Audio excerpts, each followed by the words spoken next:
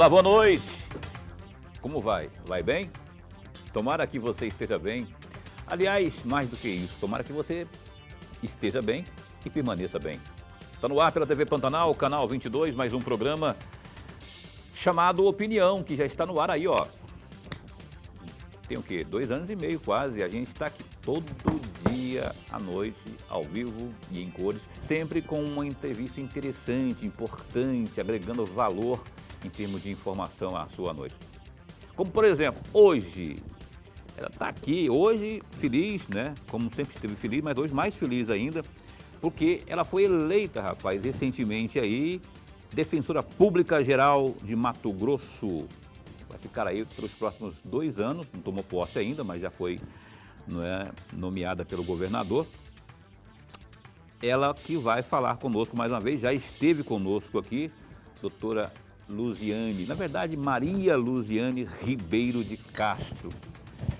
E vamos falar sobre essa disputa que houve lá, na Defensoria. Teve que percorrer trecho e o que ela pretende fazer aí nesse tempo de gestão dela que vai começar logo logo. Então, doutora Luziane de Castro aqui conosco ao vivo a partir desse instante. Eu quero quero cumprimentar aqui meu amigo Lourenberg. Professor Lourenberg, boa noite. Boa noite, Paulo Coelho, e um grande abraço para todos os nossos telespectadores, a razão maior do nosso programa. E o que o Lourenberg falou é bem verdade, é você que está sempre conosco aí, não é? Que nem eu disse, há mais de 2 anos, sempre nos dando prestígio da companhia. Eu agradeço, uma ótima noite para você, agradeço a você, esteja onde for, fazendo o que for nesse mundão aí, acompanhando pela internet, pelo www.gazetadigital.com.br ou pela página no Facebook da TV Pantanal. Muito obrigado, viu, pelo carinho da companhia. Ô, doutora Luziane, que bom tê-la aqui, especialmente com esse momento novo na sua vida profissional. Imagino que seja uma alegria muito grande, não é? Obrigado por ter aceito o nosso convite. Eu estou cutucando faz horas, ó, vem aqui. Mas, eu falei, tem que correr trecho, né? Nem sempre foi possível, agora foi. Obrigado. Eu queria que a senhora falasse já, parabéns pela conquista, né? Pela vitória, reconhecida inclusive pelo governador. Que a senhora falasse o que a senhora pretende fazer, qual seria o pulo do gato na sua gestão ali? Seria uma sequência? Seria uma inovação? Enfim, boa noite. Boa noite, Paulo. Muito obrigada pelo convite. Boa noite, professor Lourenberg. É um prazer muito grande estar aqui de novo no programa, né? Boa noite a todos os telespectadores, razão de existir do programa. Opa, né? Certamente. Sem sombra de dúvidas, essa interação ela é muito mais dinâmica, né, com a presença dos nossos telespectadores. Paulo, realmente é um momento de muita alegria, sem sombra de dúvidas, né? Foi uma campanha suada, né? Nós integramos a atual gestão e o resultado que a gente entende dessa eleição, né, que foram 85% dos votos válidos, foi realmente uma resposta dos defensores a todo o trabalho que nós ajudamos na Defensoria Pública Geral a desempenhar nesses últimos 4 anos. Então, assim, foi um resultado bastante satisfatório, sem sombra de dúvidas, né? De todas as eleições da Defensoria, foi o maior percentual que nós tivemos. E aí depois houve com a culminação da nomeação do governador, que inclusive aconteceu na terça-feira passada, porque como ele ia participar da COP27, quando ele voltasse para Mato Grosso já teria passado o prazo de nomeação.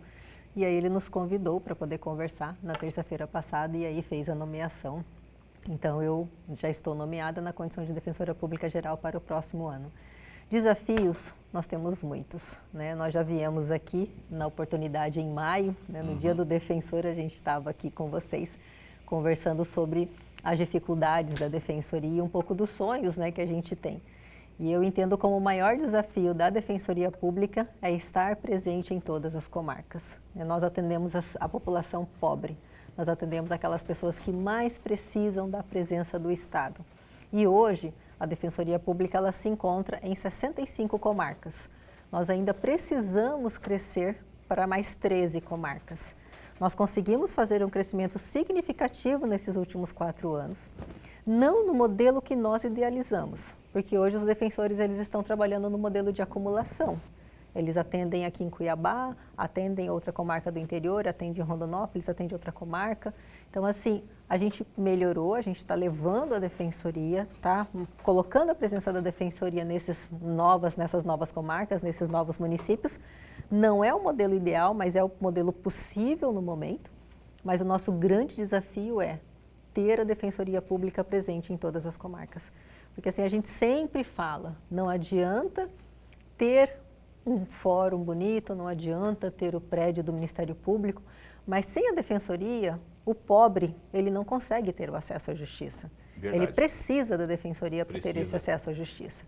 Então, assim, efetivamente, para a gente dar esse atendimento à população que mais precisa no nosso estado, que cresceu significativamente, principalmente pós-pandemia, e a gente sabe que esses números... As demandas aumentaram, né? Aumentaram, sem sombra de dúvidas.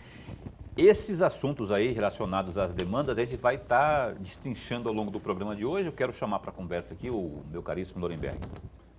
Professora geral, se assim eu posso falar, até parabéns pela vitória, parabéns mesmo. Obrigada. E pelo cargo espinhoso para os próximos 2 anos e registrar nossa alegria.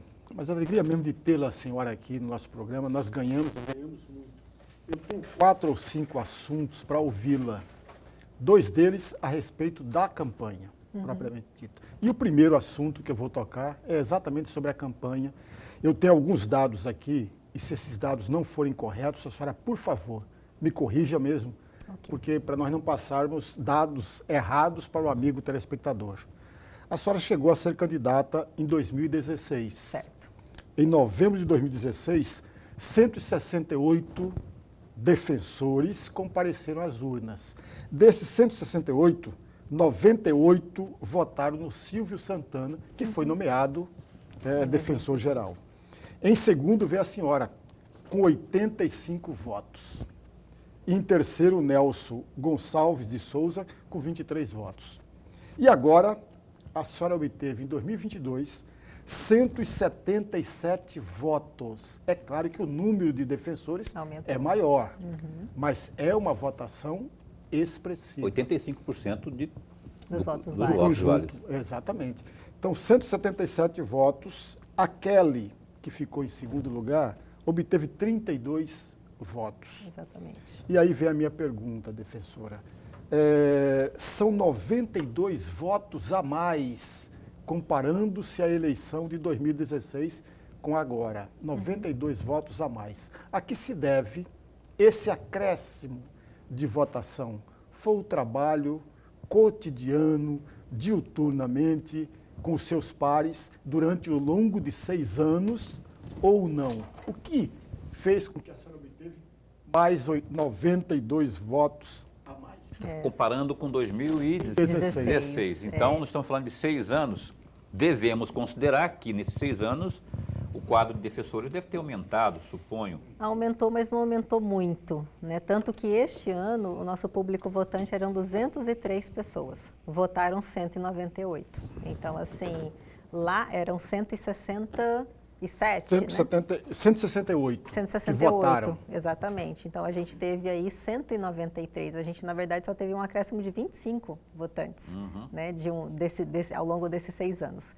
Mas, assim, o que houve? Né? Na verdade, professor Lorenberg, o nosso projeto, ele começou realmente em 2016. Né? Nós éramos um grupo de oposição em 2016 e construímos um projeto para uma defensoria pública que a gente imaginava que ela deveria ser.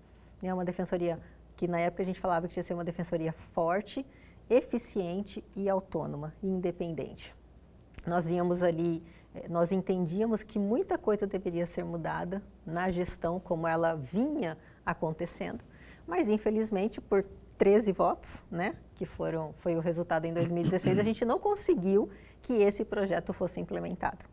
Em 2018, né, o mesmo grupo que eu integro esse grupo, o mesmo grupo disputou a eleição, que foi o Clodoaldo Queiroz, o atual defensor público geral, que encabeçou esse projeto. O projeto era o mesmo que nós idealizamos em 2016 e agora lá em 2018 nós conseguimos vencer com o Clodoaldo encabeçando esse mesmo projeto.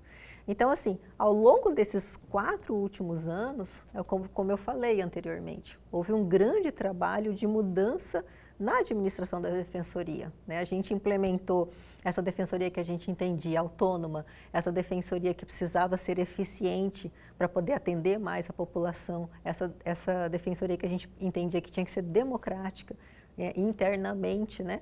Então, assim, foram com esses eixos que ao longo desses 4 anos a gente conseguiu, né, fortalecer ainda mais os nossos objetivos que foram criados lá em 2016.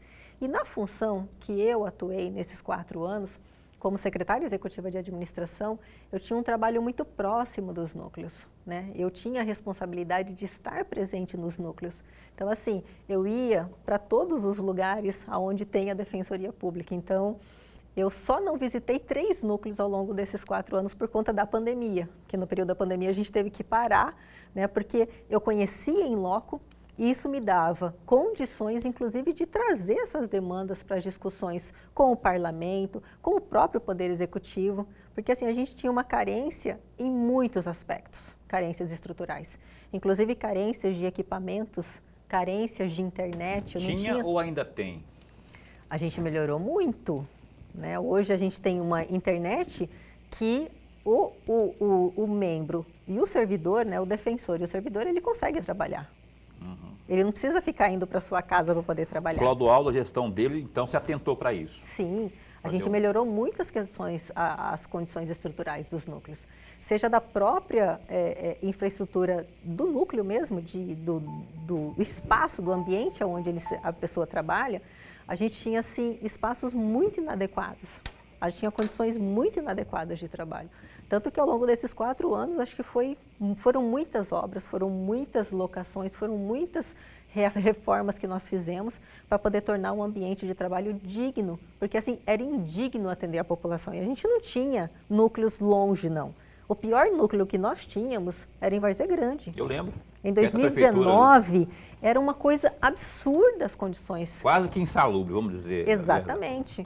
E assim, foi um núcleo que foi idealizado com a presença de 7 defensores, porque inclusive eu era coordenadora lá em 2006, quando a gente foi para aquele espaço. Chegou em 2018, nós tínhamos 15 defensores no mesmo espaço, assessores, estagiários, servidores, ou seja, uma coisa que foi pensada para 7 se transformou em 15. Eu até brincava, eu falava que Várzea Grande ele era como se fosse o presídio da defensoria, né? Que você vai só colocando. Enfim, né? Então foram 4 anos de muito trabalho. E esses 92 votos, além de ter um acréscimo de 25 defensores, foi a validação, né? Foi o reconhecimento de todo o trabalho realizado ao longo dos últimos 4 anos. Pois é, são 18 anos, tem ideia, olha só, uma trajetória árdua, muito trabalho que culminou agora, que está culminando agora com a nomeação, a eleição e agora a nomeação, daqui a pouco a assunção no cargo de defensora geral no estado de Mato Grosso. Pela 2ª vez, a Carol Rotini foi a primeira mulher, não é, a assumir a Defensoria Geral, e agora a doutora Luziane trazendo 18 anos depois de ter entrado ali, entrou em 2004. 2004, agora. A senhora falou agora há pouco aí, rapaz, a senhora falou aí da democracia interna, tornar o trabalho democrático internamente, coisa assim que a senhora falou. O que é isso? Eu fiquei pensando, o que ela quer dizer com isso? É que estava dentro um dos nossos eixos, né, desse atual programa de gestão, era a questão da democracia. Era assim, criar canais em que os próprios membros e servidores pudessem ter um contato maior com a administração superior, né? E até essa questão da administração estar mais presente nos núcleos, né? Então, a democracia é sob esse aspecto, né? E hoje está mais presente. Está mais coloquial a coisa, né? Exatamente. Hoje a gente criou instrumentos com muita eficiência e assim, houve uma grande organização administrativa. Foi um trabalho bastante interessante. Hoje eu até estava conversando com uma área técnica lá, falando exatamente disso, né? A gente se empenhou muito de organizar a parte interna, né, nesses últimos 4 anos. Lurenberg. A senhora, ao longo desse primeiro bloco, a senhora falou por 2 vezes o lema da campanha da Defensoria Pública, que era, na verdade, por uma defensoria cada vez mais forte. E aí vem a minha pergunta. defensora, o que se deve fazer para tornar a Defensoria Pública de Mato Grosso mais forte? Uma vez que até eu já usei essa expressão, é o primo pobre da administração do Estado de Mato Grosso. Exatamente. Sempre foi o primo pobre. Eu me lembro que o Clodoaldo, o defensor-geral Clodoaldo, esteve aqui e nós falávamos exatamente de um problema muito ruim. O Paulo deve lembrar muito bem disso, que não tinha dinheiro para manter os trabalhos da Defensoria. Porque a princípio foi deslocado 13, 14, 15 milhões de reais e com 4 meses depois esse dinheiro já tinha evaporado. E uma briga danada com a Assembleia Legislativa para abrir uma outra parcela de dinheiro para a Defensoria Pública. Então, o que fazer? Esse primo pobre da administração, perdoe essa expressão, mas eu já usei em outros momentos. Eu também. O que fazer? Transformar esse primo pobre da administração pública do Estado de Mato Grosso em uma Defensoria Pública forte. Cada vez mais forte, sem sombra de dúvidas. Eu quero só fazer um adendo aqui nisso que o Lorenberg falou, e olha só, perceba que nós estamos no mês de novembro, tramita na Assembleia Legislativa a peça orçamentária, as discussões sobre a lei orçamentária daqui a pouco, a LOA, e sobre a peça orçamentária como um todo está sendo alvo de discussões na Assembleia Legislativa. Todo ano ocorre a mesma coisa. E todo ano, esse negócio de primo pobre acaba se prevalecendo, se mantendo pobre. Esse primo pobre está paupérrimo já, porque todo ano, quando se fala em puxar um pouquinho justo, não é, para a gloriosa Defensoria Pública, é um parto, parece, que não se consegue. Eu gostaria muito de sensibilizar os deputados, todos que vêm aqui, falam, né, e tal, bonito, não sei o quê e tal. A hora é agora de colocar à mesa, eu não sei se a senhora está participando dessa discussão toda aí, que vai assumir, não sei se o Clodoaldo está participando, mas o momento é agora, de fazer pressão para que esteja contida nesta nova lei, nessa LOA que vai começar a vigorar a partir do ano que vem, a discussão não, chega de discussão, a verba propriamente, para que não haja isso que o Lorenberg falou aqui. Mas você pode responder o que ele perguntou. Só queria fazer esse adendo, porque os deputados têm essa responsabilidade e agora é hora de ficar de olho nesse pessoal aí. Sem sombra de dúvidas, Lorenberg, para a gente ter uma defensoria mais forte, cada vez mais forte, é necessário que haja uma estruturação desse órgão, né? E, sem sombra de dúvidas, é o nosso grande desafio. E como eu entendo que a Defensoria Pública ela estará mais forte? Assim, quando a gente estiver realmente presente em todo o estado de Mato Grosso, atendendo toda a população carente. E é óbvio que para isso eu preciso de dinheiro. Não tenho como fazer milagre com os mesmos recursos ou com 1/3 do que tem o Ministério Público. E por isso, essa pecha de primo pobre, né? Porque eu até coloco assim, eu não quero o mesmo valor do Ministério Público, só que é só em termos de comparação, né? Eu preciso estar em todas as comarcas, como o Ministério Público tem. Eu tenho uma estrutura em tese que teria que ser até maior, porque assim, a gente não atua só em processos, principalmente em processos criminais, a gente tem uma atuação de atendimento direto à população, para o início, tanto de demandas individuais quanto coletivas. A gente faz o atendimento de população vulnerabilizada direto, né, nas comunidades carentes, com os catadores de recicláveis, com as mulheres vítimas de violência, os casos de saúde, os casos de família. Então, enfim, são muitas demandas que os defensores públicos têm ali no seu dia a dia. Eu preciso de recursos? Sim, sem sombra de dúvidas. E como que está sendo essa discussão? A Assembleia Legislativa, Paulo, ela, desde o primeiro momento, nesses últimos 4 anos, eu costumo, né, e é uma coisa que o Clodoaldo também afirma, é que todos os nossos avanços passou pela Assembleia Legislativa, né? Nós tivemos ali uma acolhida por parte dos deputados, os deputados entendem a importância da Defensoria Pública, reforçam esse nosso discurso e a briga também junto com o governo do Estado, e isso nos possibilitou avançar. Nós iniciamos no ano de 2019, presente em 38 comarcas e hoje chegamos a 65. Ainda não está no modelo ideal, mas foi um modelo que nós conseguimos construir ao longo desses últimos anos. Está dentro daquilo que a gente espera? É o ideal? Não. E nós estamos buscando, e exatamente isso que você falou é extremamente certo. Nós estamos exatamente nestas semanas tratando do orçamento do ano que vem. O orçamento que está previsto na LOA não consegue atender às necessidades da Defensoria, né, porque ele ainda veio com uma defasagem em relação ao que a gente executa, vai executar este ano, mas a gente está com um canal de diálogo tanto com o Poder Executivo e o Poder Legislativo para que essa situação mude. Então, assim, como ainda não fechou a peça orçamentária, ainda está em discussão na Assembleia Legislativa, essa semana é uma semana crucial que a gente vai justamente debater isso com os deputados.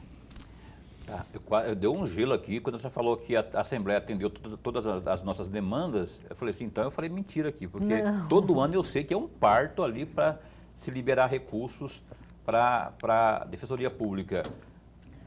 Avançou?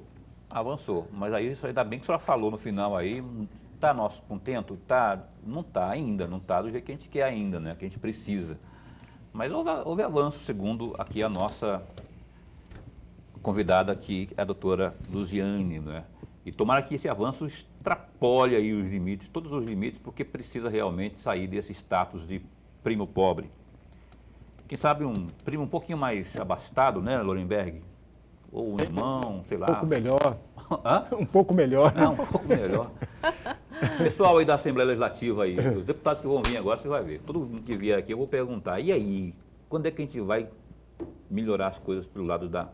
Melhorar significativamente, né? Porque, afinal de contas, aquele avanço que é de traço, de dar traço, tem que ser um avanço que dê realmente para suprir.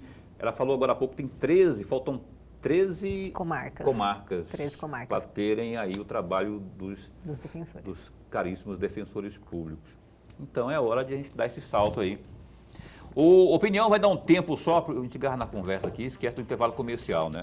Intervalo comercial agora, já a gente volta aqui com a nova defensora pública, vamos falar nova, a defensora eleita, a defensora pública geral eleita, Luziane de Castro, é um instante só.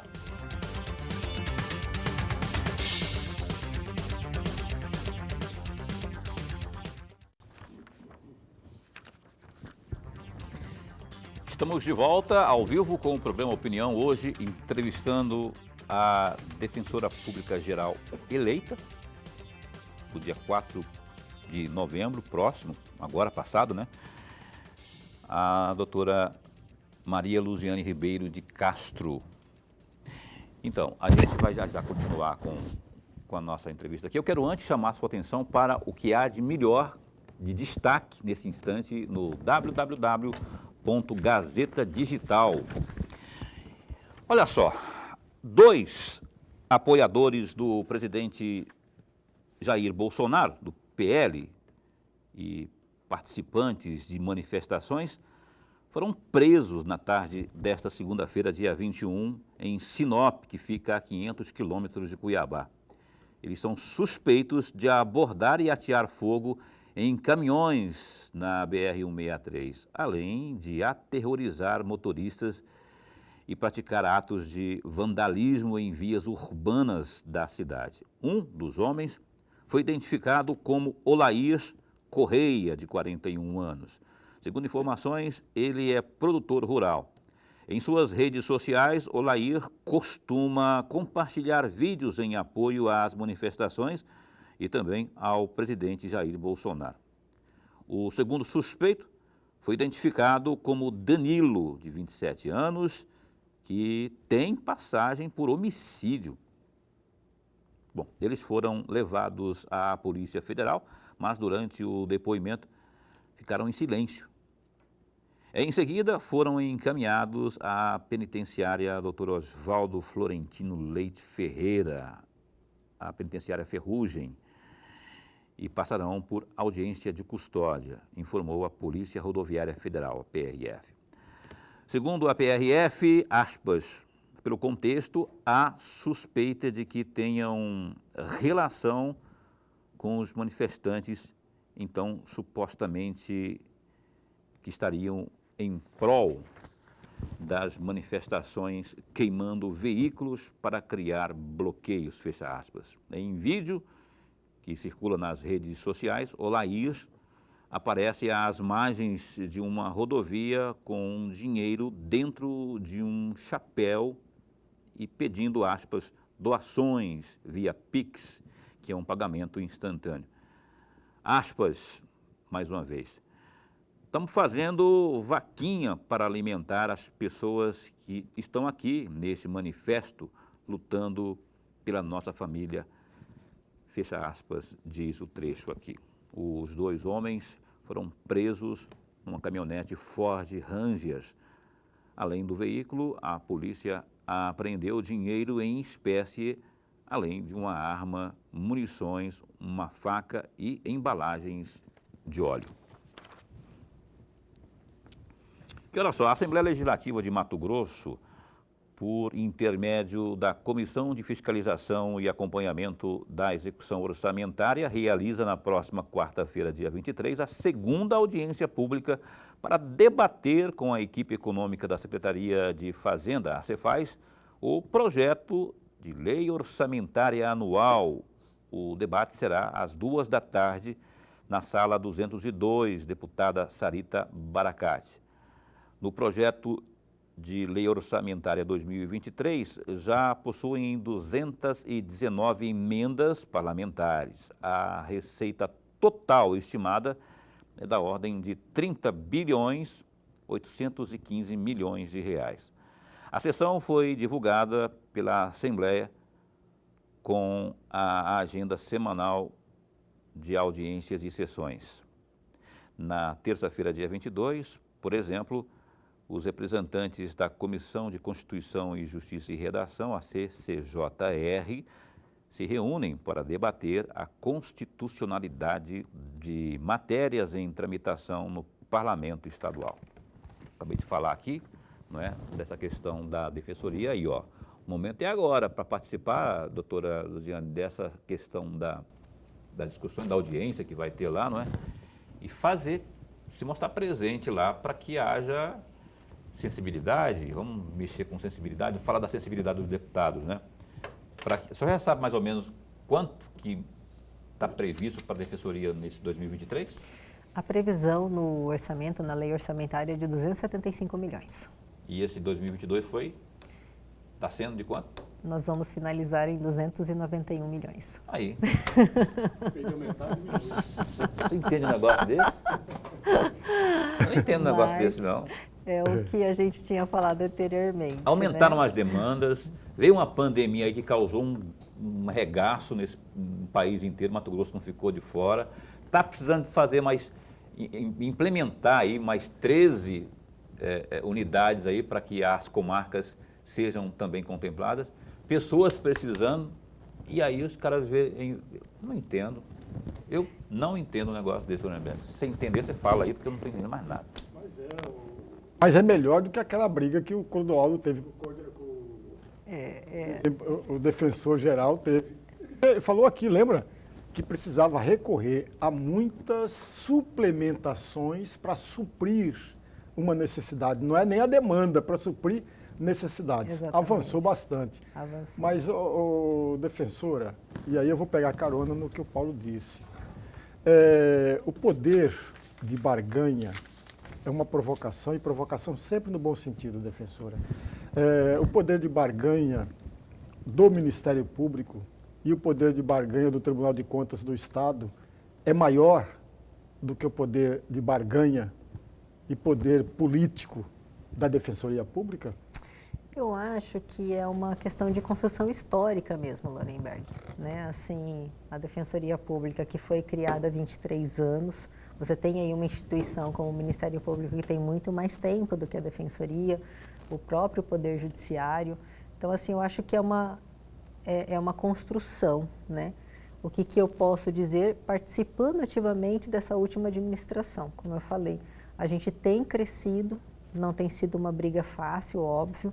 A gente ainda enfrentou aí uma PEC de uma emenda constitucional de teto de gastos, que havia uma proibição constitucional de aumento real de orçamento, onde a gente só poderia, oficialmente na lei orçamentária, ter apenas a correção do orçamento. Então, assim, que eram corrigidos por meio de créditos adicionais, de suplementação, que foi o que a gente vivenciou nesses últimos anos. E vivenciamos muito neste ano de 2022, inclusive para pagamento da cota patronal, que nós na Defensoria nem sequer pagávamos a cota patronal, dos servidores da defensoria, né? Dos defensores, defensoras e servidores. Então, assim, isso foi corrigido, mas havia essa restrição do teto, da emenda constitucional de teto de gastos que não permitia que na lei orçamentária nós pudéssemos crescer de maneira real. E essa limitação persiste até agora, em 2022. Então, por isso que a gente tem um cenário de que em 2023 isso possa ser reajustado. Mas é isso, é muita luta, né? Nós estamos acompanhando, Paulo, já ao longo de todos esses anos, que foi uma coisa que mudou muito, foi esse acompanhamento nosso direto lá na Assembleia. E, aliás, eu sou a pessoa dentro da administração que está direto lá na Assembleia. Eu participo de todas as audiências públicas, discussão de orçamento. Então, a senhora vai nessa de segunda-feira? Essa daí já está na minha agenda, de tá quarta-feira. Já estarei lá, com certeza. E desde que eu assumi, né, desde 2019, eu já venho levando para essas audiências as necessidades da Defensoria Pública. Desde lá de 2019, a gente questionava o pagamento de advogados dativos, que é uma pauta, porque onde não tem a Defensoria e onde tem processo, esses processos, pelo menos de pessoas presas, têm que correr, porque senão essa pessoa não pode ficar eternamente presa sem ninguém fazendo a defesa. Dá-se a nomeação de advogados dativos, né? E sem nenhum critério. Então, assim, é um custo alto para o Estado. Isso foi uma pauta que nós levamos desde 2019, né? Que a Defensoria Pública, e a gente nem questiona a questão de qualidade, não é essa discussão, de quantidade mesmo, né? De valores que são pagos aí por... Às vezes você tem um pagamento isso eu tive recentemente em São José do Rio Claro, tem um pagamento de um júri e um recurso é R$25 mil. O salário de um defensor mensal, iniciante, é menos do que isso. Então, assim, existe sim uma economia real para o Estado, né? Então, assim, tendo a Defensoria, como eu falo, e é essa a nossa luta. E tudo isso foi levado ao longo desses 4 anos que a gente vem trabalhando diretamente aí na Assembleia, diretamente com o Poder Executivo. E houve avanços? Houve. É como eu falei, estamos no cenário que nós queríamos? Não, não estamos. Mas a gente está, pelo menos existe um diálogo, existe um entendimento e algumas coisas a gente conseguiu crescer. Pretendemos crescer muito mais, não tenha dúvida. É a nossa expectativa para os próximos anos. Alguns advogados vão ficar chateados com o que eu vou falar aqui agora, mas eu vejo assim, tá certo, se tem uma defasagem, tem que suprir, não é? Mas a forma de suprir mais correta, não sei se o termo poderia ser esse, mas mais efetiva, seria o concurso público, né? Seria termos o defensor público lá. Isso não só esse que está agora, tem um concurso agora, inclusive, acontecendo, né? Isso. Que já tivesse acontecido outros, para que não tivesse essa abertura de gastos, porque se gasta muito mais com advogados dativos do que com os defensores, né? Exatamente. O advogado está na dele, né? Quanto mais tiver demanda, melhor, né? O advogado, né? Está na dele. Não estou crucificando, não estou... Mas estou dizendo que o Estado tem que gastar melhor. Tem que... Falar desse concurso aí, qual que é a expectativa dele? E ele, ao final, depois de nomeados, pode suprir o quanto dessa demanda aí? O concurso ele está em andamento, né? E nós tivemos a primeira fase do concurso. Hoje, inclusive, foi publicado a lista dos aprovados para a segunda fase. A segunda fase vai acontecer nos dias, salvo engano, 14 e 15 de janeiro do ano que vem. A nossa expectativa é que ele conclua, que o processo todo deva concluir até junho, no máximo em julho, porque o concurso de defensor ele tem 4 etapas. E em 23 ainda o chamamento. Exatamente, que é nesse desafio de mais orçamento, né, a gente quer fazer a convocação, a nomeação de pelo menos 20 defensores no ano de 2023. Nós precisamos, para poder atender todas as comarcas, de mais 30 defensores.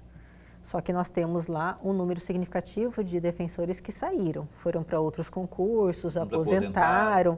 A gente está hoje com um déficit do que nós previmos nesses 30, nós hoje temos mais 8 defensores que saíram longo. Então, se eu somar com a necessidade de crescimento de 30 mais 8, então eu teria que nomear 38.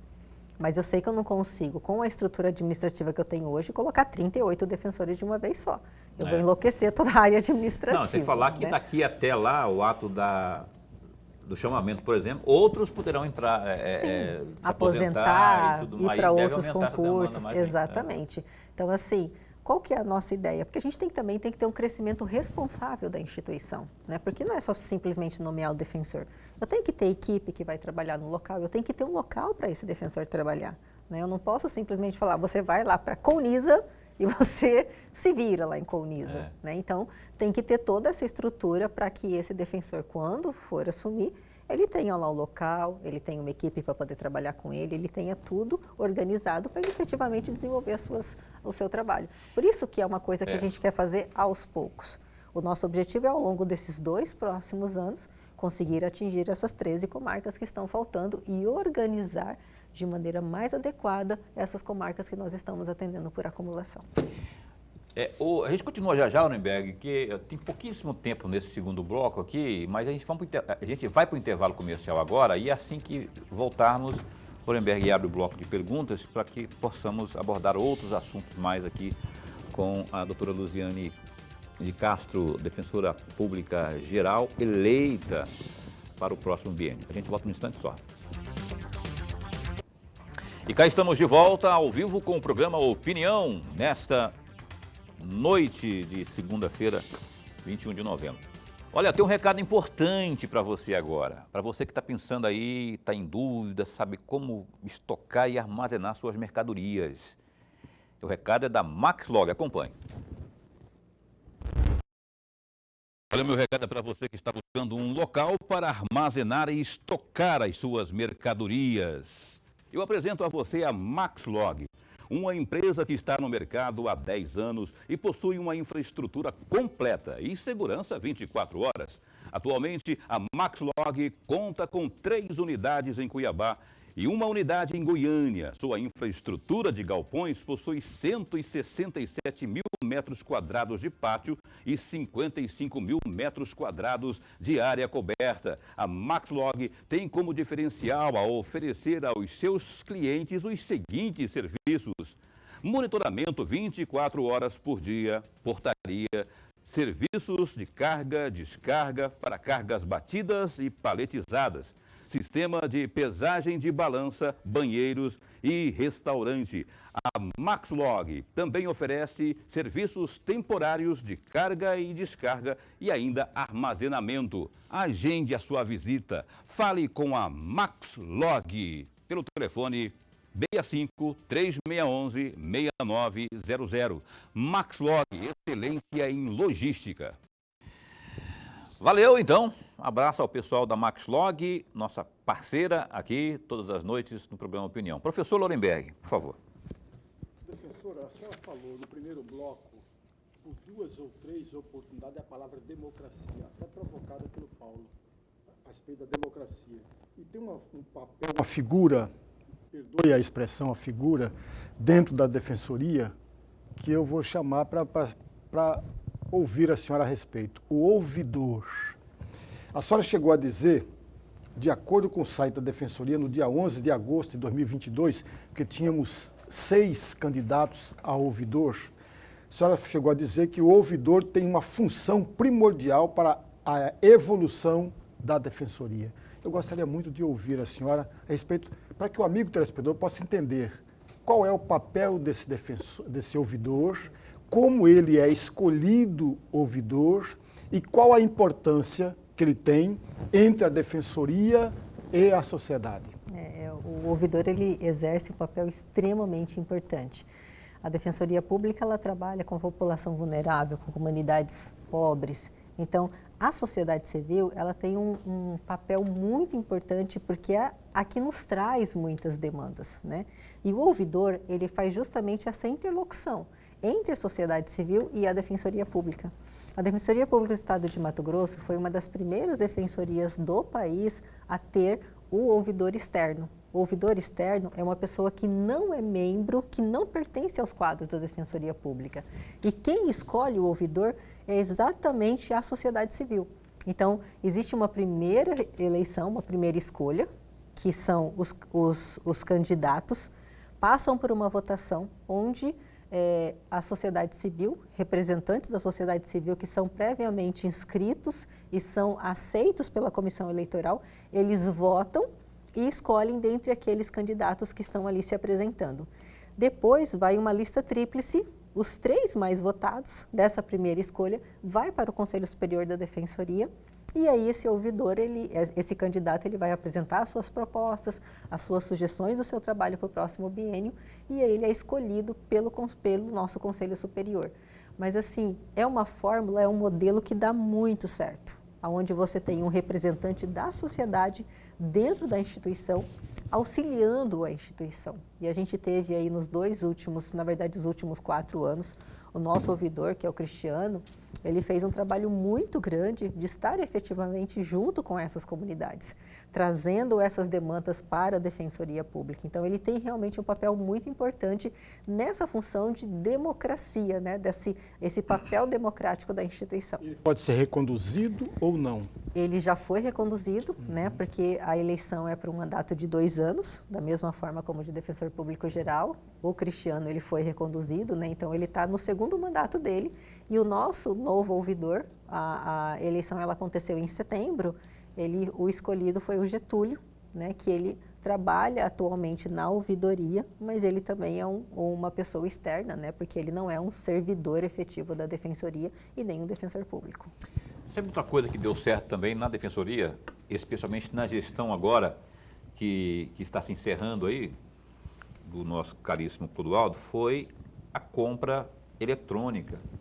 Está falando aqui da falta de dinheiro, escassez de recursos, né? Então, pela primeira vez, a Defensoria fez algo, experimentou, não é? E deu certo, porque houve já uma economia numa compra. Eu queria que a senhora falasse sobre isso, de 11.400, mais ou menos isso. E eu queria saber essa experiência, como se deu. E na sua gestão, a senhora pretende lançar mão disso também, até para enfrentar essa escassez de recursos? Não, sem sombra de dúvidas. Essa parte administrativa, que é comandada pela primeira subdefensoria, é uma das áreas que a gente entende como sendo essenciais. A gente tem realizado muitos, né? A gente prioriza por a Defensoria realizar os seus processos licitatórios, e são processos difíceis, não são fáceis, né? Porque você tem toda a estruturação ali de documentos, procedimentos, etapas que tem que se passar, só que a gente tem aí um ganho tanto de qualidade quanto de valores. Né? Em praticamente quase todas as nossas licitações, a gente teve muitas economias. E muita coisa também que a gente gerou essa economia. Né? Quando a gente fala da estruturação dos núcleos, por exemplo, quando nós assumimos a Defensoria, todos os processos eram em papel. O processo administrativo era tudo em papel, então eu chegava lá na minha mesa, eu tinha pilhas e pilhas de processos. A primeira coisa que a gente fez foi informatizar, tornar o que era processo administrativo físico em processos eletrônicos. A gente teve uma economia de gasto, de impressão absurda ao longo desses últimos 4 anos. Então, assim, além da questão do respeito ao meio ambiente, você está evitando, né, o gasto com papel, a gente teve aí um dinamismo, uma velocidade nos nossos processos administrativos e a questão da publicidade também, né? Porque quando ele é um processo eletrônico, a pessoa que fez o processo, ele tem como acessar, tem como saber onde ele está, consultar os andamentos daquele processo, então isso daí foi de grande valia. E como eu falei, isso é só um exemplo. Então a gente estruturou as defensorias com uma internet adequada, com computadores, com 2 telas, porque para você trabalhar exclusivamente em processos eletrônicos, você precisa ter um equipamento adequado para poder fazer isso. E a gente fez várias compras, várias aquisições com ganhos impressionantes. A gente substituiu, por exemplo, a gente tinha um gasto muito grande com telefonia fixa. Só que os nossos assistidos, em sua grande maioria, usam telefone móvel. A maioria, quando tem, é celular. Então, o que nós fizemos? Substituímos todos os nossos telefones por telefones móveis. Foi uma economia impressionante de custo que nós tínhamos, porque era um controle absurdo de ligações, porque havia uma cobrança absurda para poder ligar para telefones móveis. A gente passou a ter ligação para qualquer operadora, ligações sem fim. Houve uma economia bastante grande. Então, são pequenas ações como essa que vai mudando o perfil e vai mudando os nossos ganhos aí, a gente consegue fazer investimentos em outras demandas. Nuremberg. Professora, eu gostaria muito de uma reflexão da senhora. Saiu na matéria no site Folha Max de ontem e saiu também no jornal A Gazeta de ontem, a respeito do aumento do auxílio alimentação de 300% para o mês de novembro e dezembro. Ou seja, para o amigo telespectador entender, pulou de R$ 803 reais para R$ 3.000 para o mês de novembro e dezembro. Como explicar isso, professora, para o amigo telespectador que é parte do conjunto da população que banca a máquina pública? Como explicar isso? Sem sombra de dúvidas. E está bem interessante porque isso está linkado exatamente no que o Paulo acabou de falar.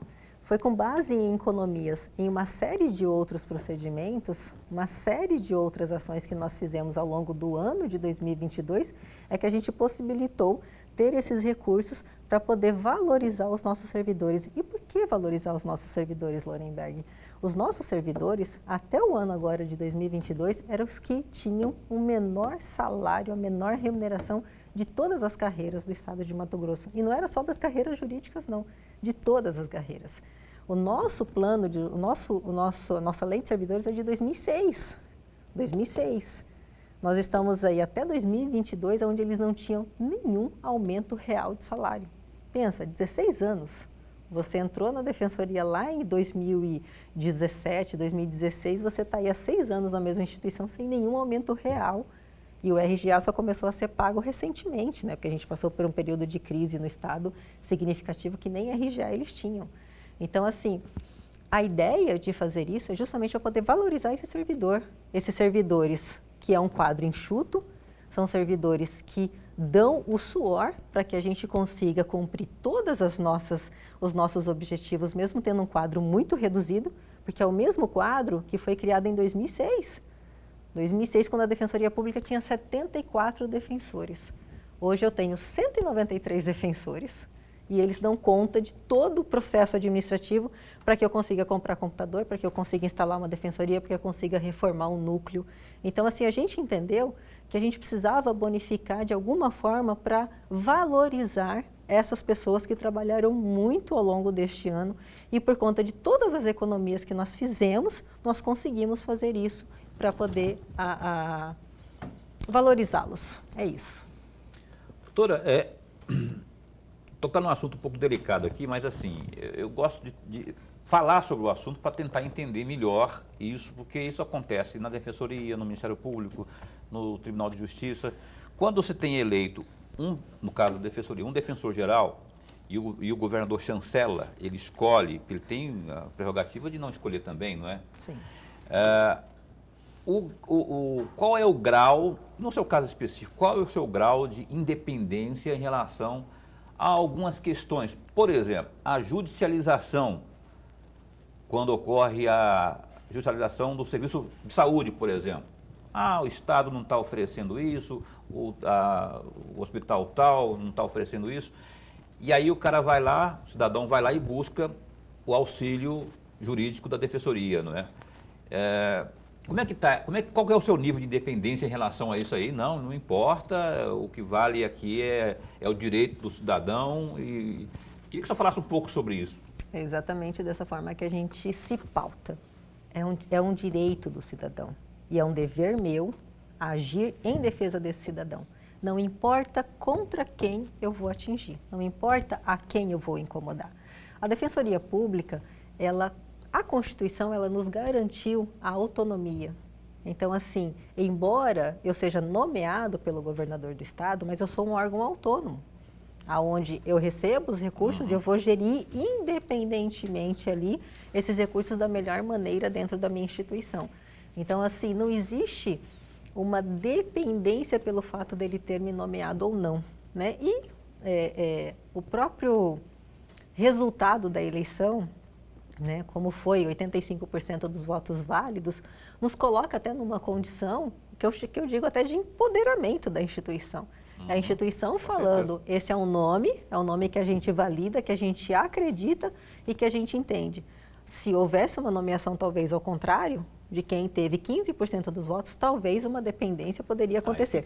Talvez, mas eu acredito que não. Né? A votação foi convincente, né? Foi convincente, foi uma votação que convence ali, que não tem aquela coisa assim, né? Agora, e ela faz sentido isso que ela falou, por exemplo, se um governador, por N razões, ou por uma razão que ninguém sabe qual fosse, escolhesse o segundo colocado, por exemplo, aí sim poderia haver até essa interpretação de dependência. Ah, eu tive pouco voto, mas o homem me deu uma força. Essas coisas todas que acontecem, isso acontece, mas aqui no caso, está tranquila, Luziane, porque teve 85% dos votos. Uma última pergunta sua para a gente encerrar o programa, faltando 3 minutos para encerrar o programa. Dá tempo. Defensora, no dia 12 a 15 de novembro, no Rio de Janeiro de 2019, aconteceu o Congresso Nacional de Defensores e Defensoras. Acho que é do número 14, se não me falha a memória. Sim. E um dos itens desse congresso era exatamente, entre aspas, considerando que a atuação da Defensoria e do Defensor Público, enquanto defensor de direitos humanos, não pode se dar de forma acrítica e distante do sistema socioeconômico e cultural. Eu pergunto para a senhora, a Defensoria Pública do Estado de Mato Grosso tem cumprido o seu papel como defensora dos direitos humanos ou ainda não cumpre? 1 minuto e meio para a sua resposta. A sua resposta. Eu não tenho dúvida, Lorenberg, que a gente vem cumprindo esse papel. Quando eu falo da atuação do defensor e da defensora, eu não estou falando daquela pessoa que se limita à atuação processual. O defensor público, ele está ali fazendo ronda de direitos humanos para a população de rua que é agredida por policiais militares. O defensor público vai para os lixões para poder atender os catadores de recicláveis quando esses aí não têm assistência devida do Estado. Nós defendemos as mulheres vítimas de violência. Nós vamos efetivamente e participamos de conselhos, de comitês para poder defender os direitos da criança. Então, efetivamente, eu tenho todo um trabalho que nos remete a essa defesa de direitos humanos. A Defensoria está presente nos presídios. Inclusive, essa semana a gente está fazendo uma inspeção aqui em Cuiabá e Várzea Grande, onde a gente relata todas as situações que são vividas. Nós identificamos situações de torturas em presídios do interior do Estado. Então, nós sim, posso afirmar com muita segurança, a Defensoria Pública do Estado de Mato Grosso tem cumprido o seu papel. Mas nós queremos cumprir mais, porque nós temos uma população que ainda não tem o atendimento da Defensoria Pública. Okay. Inclusive, esse final de semana, eu estava lá em Barra do Garças, eu estava na aldeia São Marcos, onde nós estamos fazendo um mutirão indígena para atendimento da população indígena daquela região. Uma população muito pobre, muito sofrida, que precisa que o Estado faça a assistência e o amparo para essa população. Então, sim, com segurança e alegria eu posso dizer aos nossos telespectadores, nós, defensores públicos e defensoras do Estado de Mato Grosso, atendemos sim a esse preceito fundamental, a esse preceito que está na nossa lei orgânica. Que bom. Faz necessário, inclusive, né?